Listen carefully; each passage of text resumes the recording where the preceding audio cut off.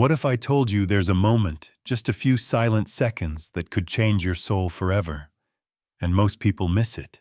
Have you ever paused to consider what truly unfolds in that sacred moment, when the priest lifts the consecrated host high for all to see? It's nearly silent, almost unnoticed by many. Yet it's the instant when heaven bends down to touch the earth. And yet, how often are we distracted? How often do we sit in silence, unmoved, when in truth, this is the very moment God waits most eagerly to hear the voice of our soul? Today, I invite you into a deeper reflection, one guided by the revelations of Saint Padre Pio of Pietrelcina, a spiritual giant who saw the Eucharistic mystery with extraordinary clarity. He didn't just attend the Mass, he lived it, breathed it, and wept through it. Together, we'll uncover what to pray in that sublime moment of elevation when the host is lifted so that we don't unknowingly block ourselves from heaven's greatest graces. Get ready, because this insight might not only transform how you attend Mass, it might change the way you live your entire interior life. If you believe in the sacred power of the Eucharist, let your heart speak by writing in the comments, "Jesus, I adore you in the Blessed Sacrament." Because the moment the priest raises the host is not just a religious gesture, it's a new Calvary opening before our very eyes. Christ, the Lamb who was slain, once again offers himself to the Father on our behalf. And in that blink of an eye, the invisible becomes visible to the eyes of faith. At that elevation, your soul can touch the infinite. Padre Pio once said, "The world could survive without the sun, but not without the Holy Mass. If the sun disappeared, the earth would die. If the Mass ceased, our souls would fall into darkness." And at the heart of that miracle is the elevation. That silent second when Jesus, truly alive, truly present, offers himself again. But here's where many fall into a quiet tragedy. They get distracted. They think it's just another part of the Mass. Their eyes wander. Their thoughts drift to daily problems. Meanwhile, Christ is there, raised like a beacon of love, waiting, just waiting, for a glance, a whispered prayer, a movement of the heart. But what should we do in this moment? What should we pray? Padre Pio taught us that during the elevation, anything you ask, if it does not harm your soul, will be granted.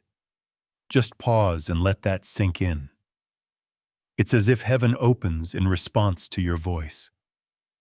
So the question is, what are you offering to God in that moment? What are you asking of him?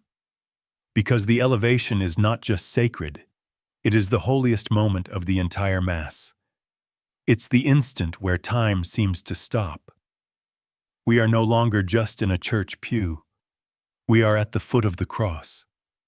The veil between heaven and earth grows thin, and we are drawn into the greatest act of love ever offered. Padre Pio saw this with the eyes of the soul. He often wept during the elevation, overwhelmed by the majesty of what was unfolding before him. For him, it wasn't a symbol. It was Jesus himself, truly present and offering himself again, silently. The saints knew this too. St. Thomas Aquinas would press his face to the ground in adoration. St. Francis of Assisi would tremble at the sight of the elevated host. They saw what many of us have forgotten, that when the host is raised, we are given a singular, sacred chance to unite our entire being with Christ's sacrifice. But how often do we waste that moment? We fidget. We check the time. We let our minds wander. We're so used to the miracle, we hardly see it. And that, my friend, is the first and perhaps most dangerous mistake.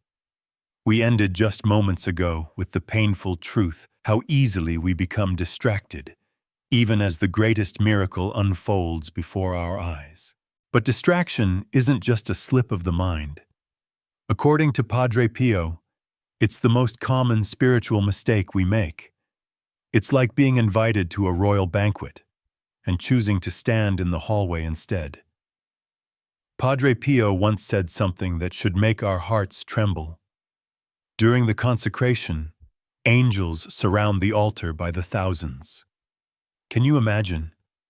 While we're lost in passing thoughts, what to eat for lunch, who we forgot to message back, heavenly beings are face down in adoration.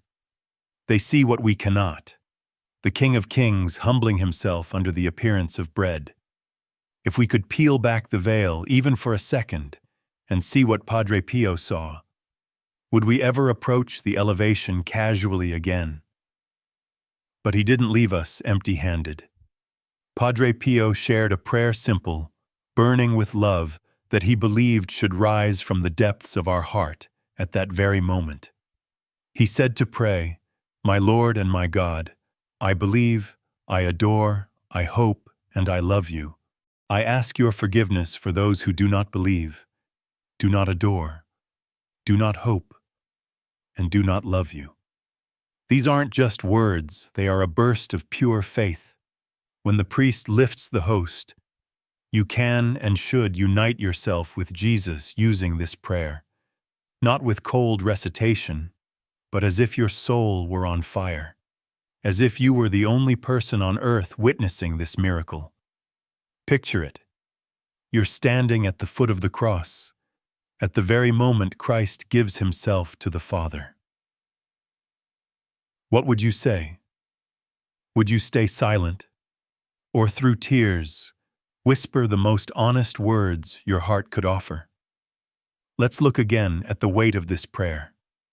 My Lord and my God, the very words of Thomas, the doubter turned believer, when he finally saw the risen Christ. When you speak these words, you too proclaim your faith, just like Thomas did, bold, surrendered, whole. I believe, I adore, I hope, and I love you. These 4 phrases are not random. They are your complete response to God's presence. Belief affirms his reality. Adoration recognizes his worth. Hope reaches for him. Love offers everything back to him. Nothing more is needed, yet nothing less will do. And when we continue, I ask your forgiveness for those who do not believe, do not adore, do not hope, and do not love you. What happens? We are united with Christ's prayer from the cross. Father, forgive them, for they know not what they do. In that moment, we become intercessors, instruments of mercy. We plead not only for ourselves, but for a world that has forgotten him. Now, if you're longing to bring this spiritual wisdom into your daily life, I have something special for you. We've created a downloadable guide, The Spiritual Secrets of Saint Padre Pio. It contains powerful prayers, meditations on his teachings, and practical steps to strengthen your spiritual life, especially during Holy Mass. Click the link in the pinned comment to learn more. This is more than information. It's a companion for your soul. Now, as Padre Pio explained, avoiding spiritual mistakes at the elevation requires 3 movements of the soul. And it all begins with the first, deep adoration. Just like the angels in heaven, we are called to kneel physically or spiritually and adore. Recognize who is before you, God himself. When you gaze upon the elevated host, don't just look. Let your heart fall prostrate before the King of Kings.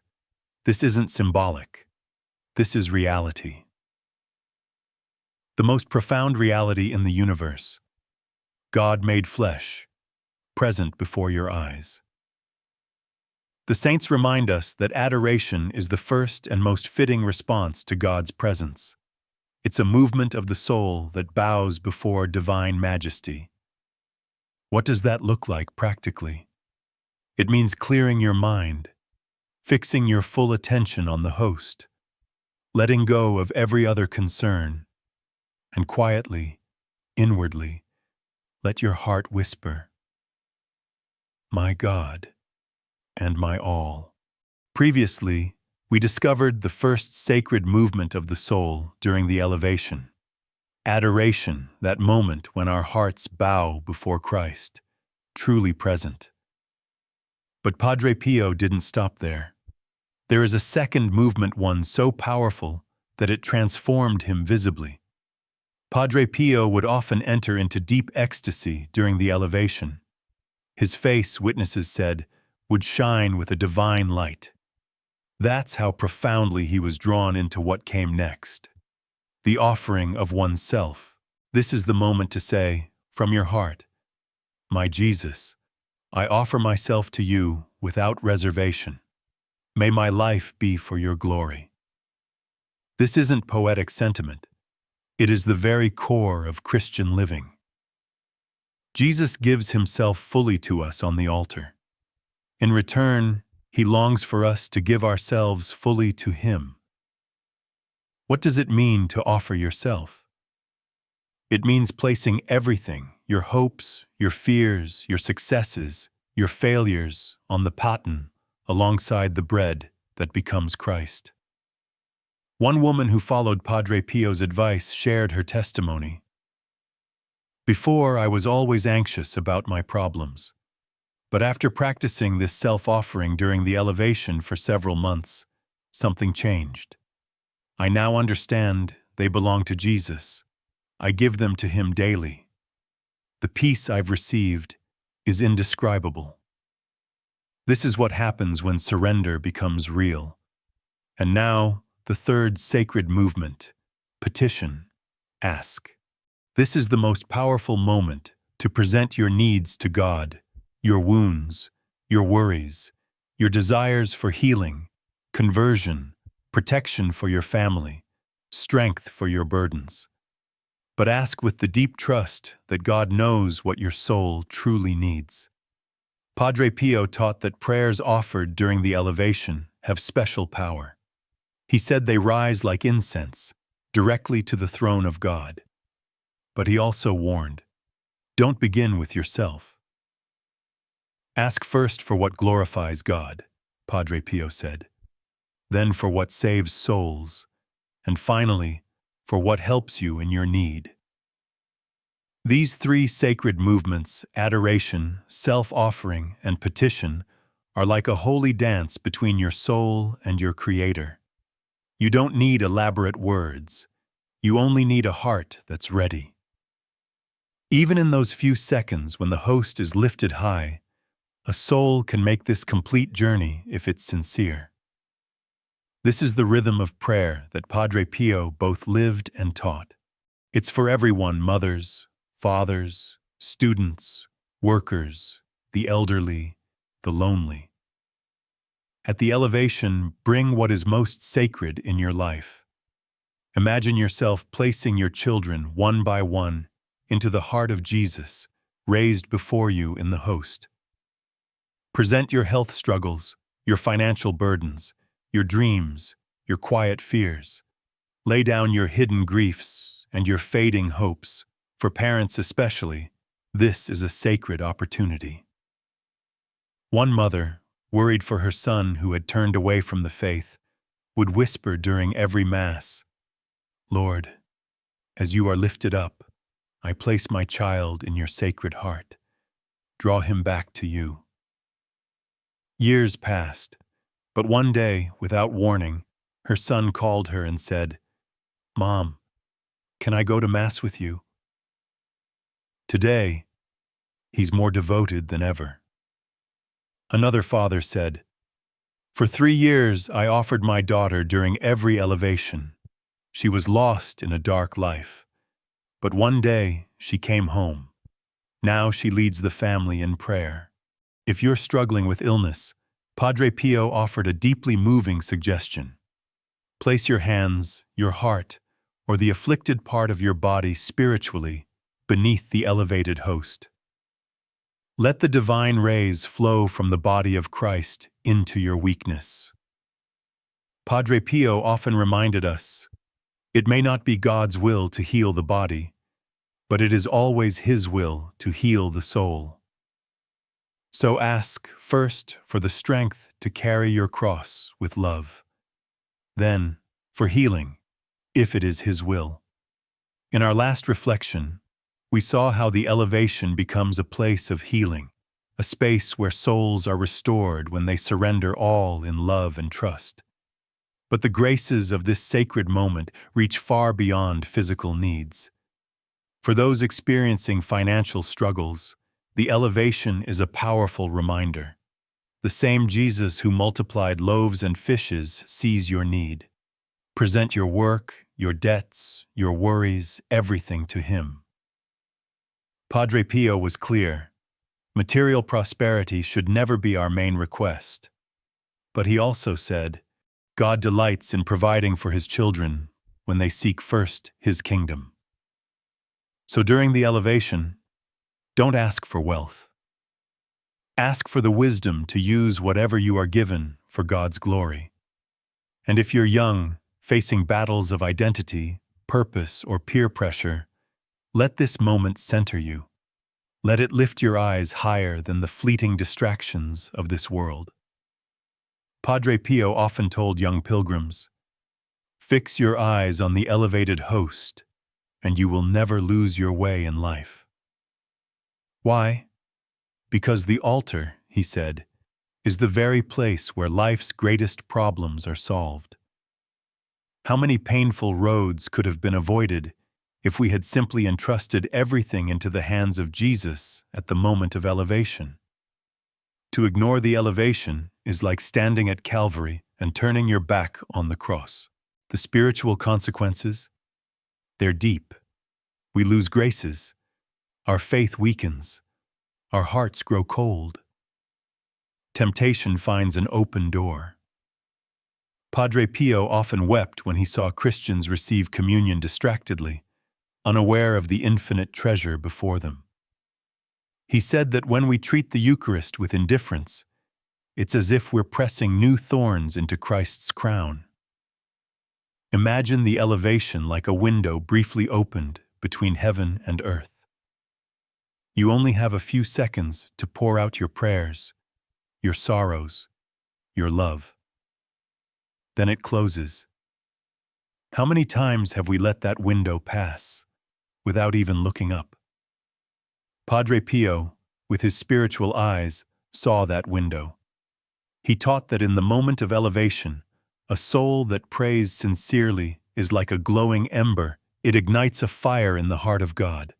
And according to Padre Pio, the greatest tragedy is not that we suffer hardships, it's that we stand before infinite grace and walk away empty-handed. Let me ask you, if a king opened his treasury for just 5 minutes each day and allowed anyone to take whatever they needed, wouldn't you be there early, alert, and ready? But the King of Kings opens heaven's treasury at every single Mass, and we so often barely notice. And the spiritual effects? They ripple through our lives. That persistent anxiety you can't explain. That spiritual dryness you can't shake. That lack of peace even when things seem fine. These may all be connected to the graces missed at the elevation. Padre Pio observed that those who cultivate reverence at this moment begin to experience a deep interior peace even amid chaos. One priest who knew Padre Pio once shared, "Before meeting him, I celebrated Mass correctly, but mechanically. After witnessing Padre Pio's reverence during the elevation, how his face would change, how tears would fall. I could never approach the altar the same way again. He showed me that the elevation is not just a ritual, it's a cosmic event that demands our total presence. So from this day forward, make a commitment. Never again let the elevation pass you by. Fix your eyes on the host, even if you're sitting in the back pew. Even if your eyes are tired, look with your soul. Say the act of faith, "My Lord and my God, I believe." Adore deeply. Surrender completely. Place your intentions honestly. Even if you can't find the words, prostrate your heart and whisper in silence, Jesus, this is yours. So when you come to the elevation, bring everything you love, everything you suffer, everything you long for, and offer it all to Jesus. Trust. Even if you don't see immediate change, trust that every sincere request planted in this sacred moment will bear eternal fruit. To help you stay focused during this moment of grace, here are practical steps drawn from the wisdom of Padre Pio and centuries of devotion. 1. Prepare before Mass begins. Before you even step into the church, set your heart. Today, I will be fully present at the elevation. This simple intention clears space in your mind for what truly matters. If possible, sit somewhere you can clearly see the altar. The visual connection helps your soul stay awake. 2. Anticipate the elevation. It doesn't arrive without warning. The liturgy is a journey, and the elevation is its peak. As the priest begins the consecration, start gathering your thoughts. Let distractions fall away. Take a breath. Prepare your heart like someone about to meet a loved one after a long absence. Engage your body. Posture matters. It teaches your soul how to pray. Slightly bow your head. Fold your hands with more intention. Some gently strike their breast, a humble sign of unworthiness before holiness. Padre Pio, in deep reverence, would place his wounded hands over his heart, a physical echo of his spiritual offering. 4. Have a specific prayer ready. Whether it's Padre Pio's own prayer or a short act of faith you've memorized, having the words prepared guards your mind from wandering. Some people find it helpful to mentally walk through the 3 sacred movements we've explored. Adoration. I adore you, Jesus, as you gaze upon the host. Offering. I give myself to you as you lay down your life. Petition. Please help my family, or whatever intention rests deepest in your soul. 5. Be persistent. Yes, your mind will wander, and that's okay. The difference between distraction and devotion is this: devotion gently returns. Even Padre Pio faced distractions. He said the key is to redirect your attention quickly and without frustration. It's like learning any new skill. At first, it takes effort, but over time it becomes natural, even joyful. So don't expect perfect focus right away, especially if you've spent years being distracted during this moment. Build the habit, one Mass at a time. Celebrate each little victory. God isn't counting your failures. He's offering you a new beginning every single time. And today, that new beginning is yours. Padre Pio promised that those who live the Mass with a burning heart will reap spiritual fruits beyond imagination. So when the moment of elevation comes, don't hesitate. Launch your soul like a small boat on the waves of divine love. Surrender everything.